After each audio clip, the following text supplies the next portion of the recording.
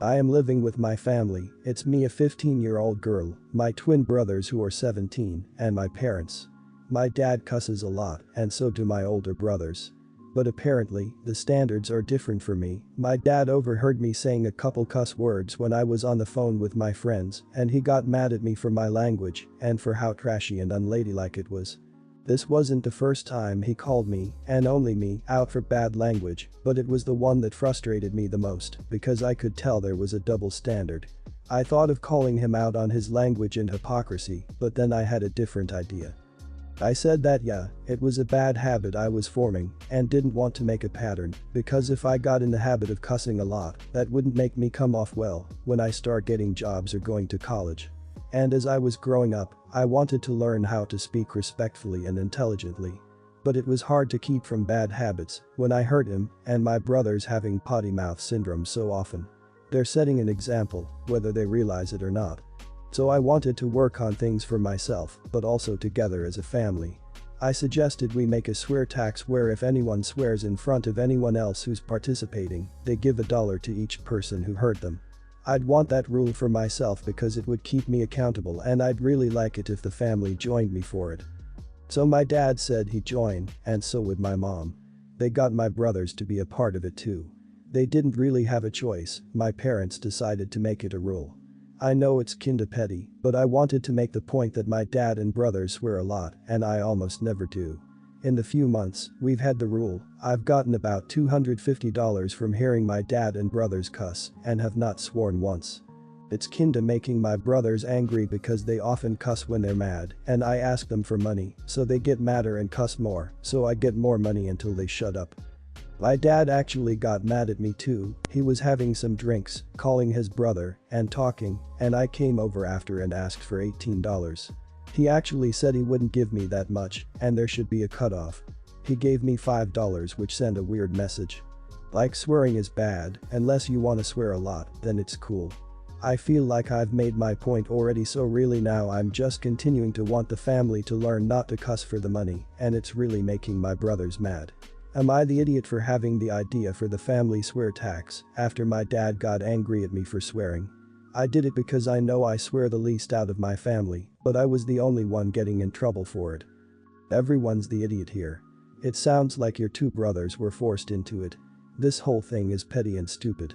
Your father wants to police your language because of his preconceived notions of what the ideal lady is supposed to be, but also want to speak freely on his own and somehow pretend it's a bad habit. You want to speak freely without judgment, yet you suggest something to prove a point that negatively affects your brothers who seem to be unwilling participants in this whole charade. Not the idiot, that's hilarious. I know this part came off as a little facetious, but I want to add that I, 25, used to have the same thought growing up, that swearing was bad, and I didn't want to get into a bad habit around other adults. But it turns out it's incredibly easy to hold your tongue and change your language based on who you're speaking with, so it definitely shouldn't be something you try to define your life around. I swear all the time around my friends but never around my coworkers. Had a manager at work once overhear a conversation out the back between me, then 18-year-old girl, and a couple of the 23-plus-year-old guys. We were all joking around and chatting and talking crap and yes, swearing. This particular manager, 50-ish male, had a go at me for swearing, but not the guys, because I was a young lady and he didn't like hearing girls swear. I promptly told him to back right off, and when he tried to reply all the guys basically said, "She's right, you know." My stepmother, 49, who we'll call Mary, is a conservative and also does extreme stereotypical things, which I'm not going to delve into right now. She got married to my dad when I was 14, and after she moved in, she used to force me to diet and tell me that men liked women who did this and that. She and my dad moved into my apartment as they lost their house due to the virus. They are not paying any expenses or chipping in. Yesterday at dinner, I told them my boyfriend was moving in with us and she replied with India. Which state is he from? And I tell her Kerala. So she tells me that he can't move in with us because he's from Asia and Kerala is a dirty place where uneducated people live, etc., that he can't move into her house and that I need to break up with him as soon as possible. I told her that she doesn't own my apartment and if she doesn't like him being in my apartment, she can move out. Also called her out for her stereotype and ignorance. She got up crying and rushed into my bedroom. Heard things being thrown around and breaking, so I went in and found a ceramic music box my grandpa got me shattered in pieces. I was furious. My grandpa is dead, and that was one of the only things I had from him. I actually snapped.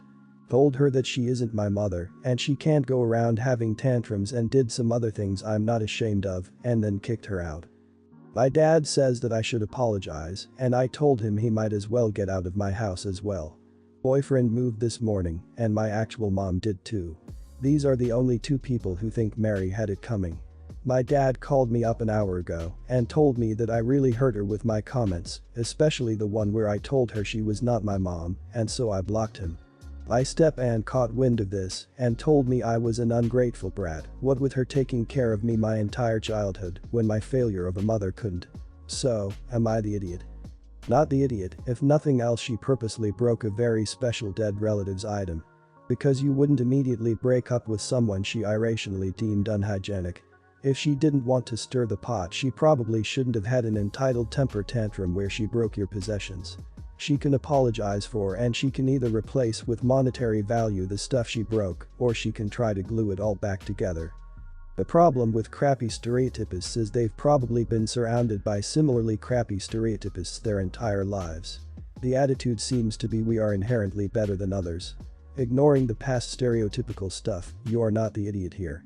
More generally, I suspect you are surrounded by blinkered idiots who don't even know they're idiots and certainly don't believe they are blinkered.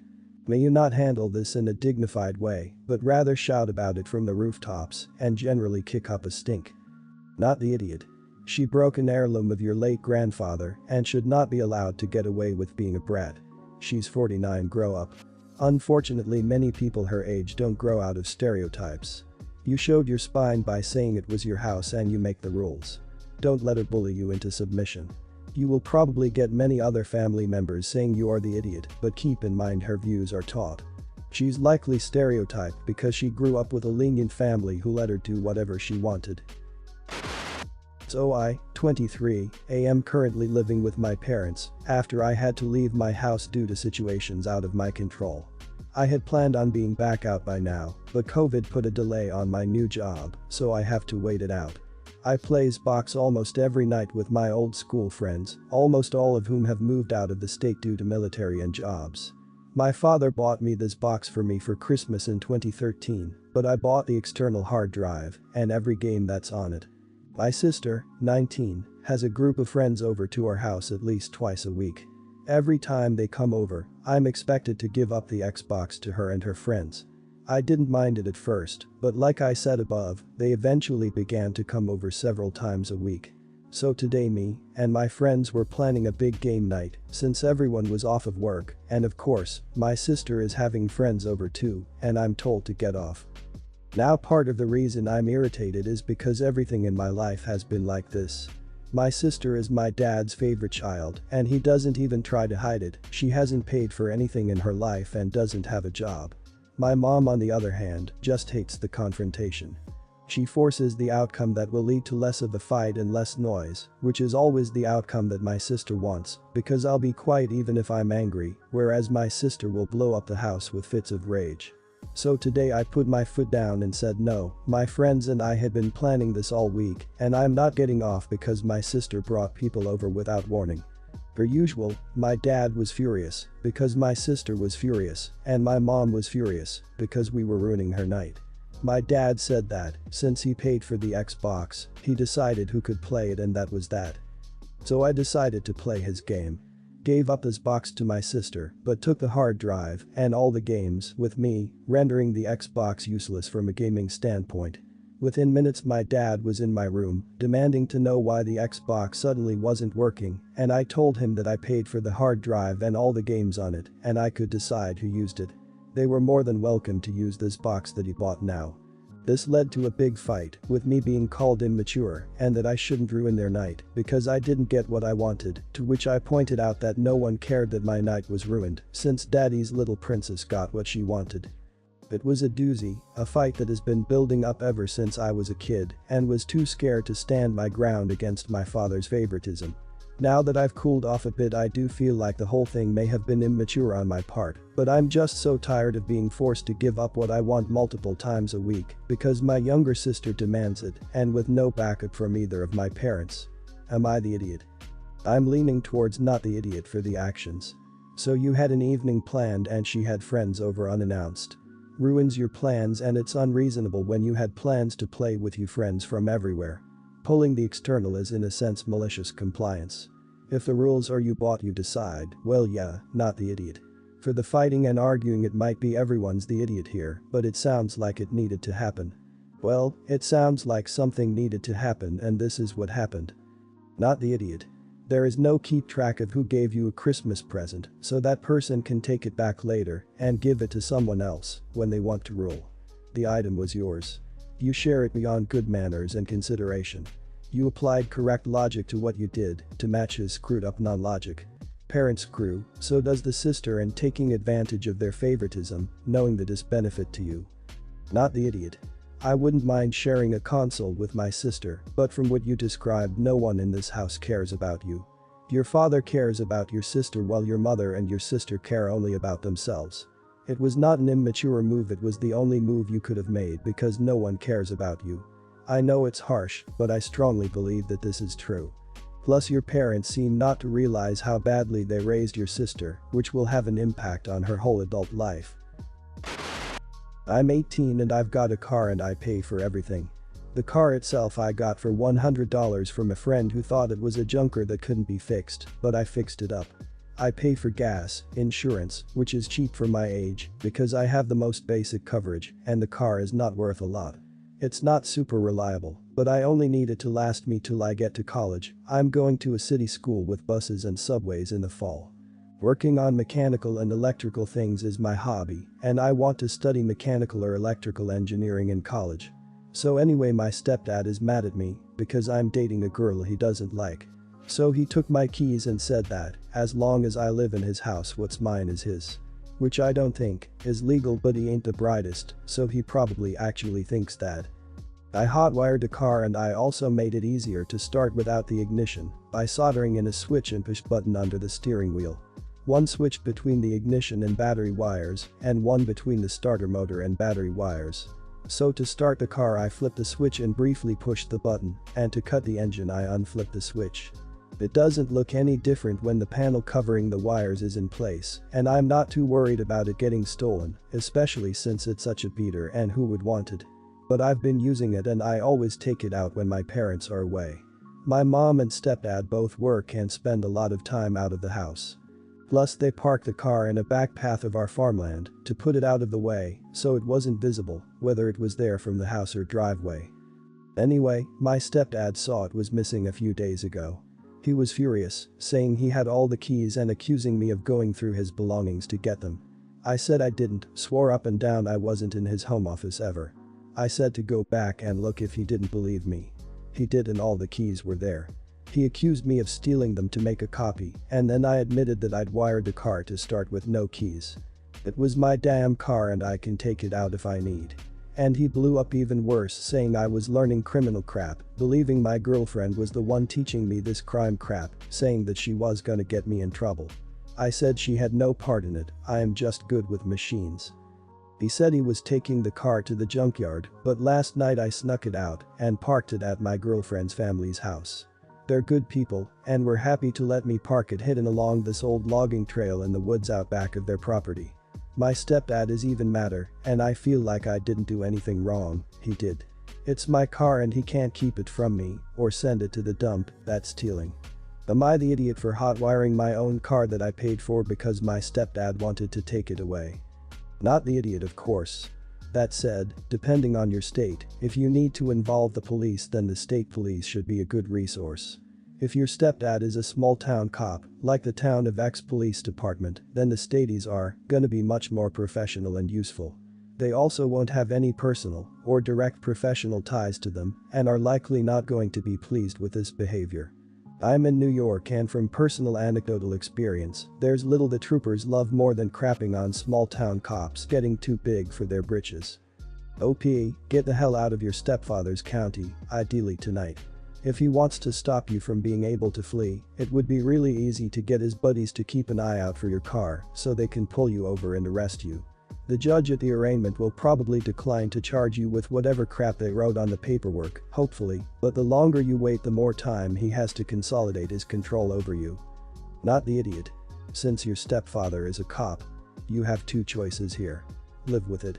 Or go to the state police or state attorney's office. Sadly, I don't like your chances. There is a third option. Which might work and might blow up in your face. Go to a news outlet and talk to them. If they are interested in your story, the publicity might be enough to pressure your stepdad to back off. But like I said, it might blow up in your face too. You might also look for an advocacy group to see if they could help. I am a mother to a 7-year-old girl. For various reasons, there are several people who I do not want having any form of access to her, and that includes photos and social media. I don't post about having a daughter, keep my profiles professional, and don't post photos with her in them. I'm not an idiot. I know once my daughter is old enough for social media, she will put pictures of herself online, but by then we will have had a serious talk about internet safety, the kind of talk I can't have with a 7-year-old. I've been with my fiancé for 3 years now, and a few weeks ago he proposed. We told his sister yesterday over a video call. My daughter was with us on the call. My sister-in-law has known my daughter since she was 4, she is really good with her, and she knows the rules about social media. I've had to remind her of these rules more than once because sister-in-law runs a mummy blog and her daughter is only a couple months older than mine and the two are good friends, so if she takes photos of her kid and mine is in the photos, I ask her to crop my kid out. She has thousands of followers on her blog and social media and is popular enough to have been sponsored a few times, but she's not anywhere near living off of it and has a 9-to-5 job. A few hours after the video chat was over I got a notification for sister-in-law's blog. Sister-in-law has posted about our engagement and alongside it, she's put a screenshot of us mid-call with my daughter showing off the ring and cross-posted it to all her social media where she's tagged us in it and the post is a long piece that makes clear that my daughter isn't my fiancé's child. This is the exact thing I don't want on the internet.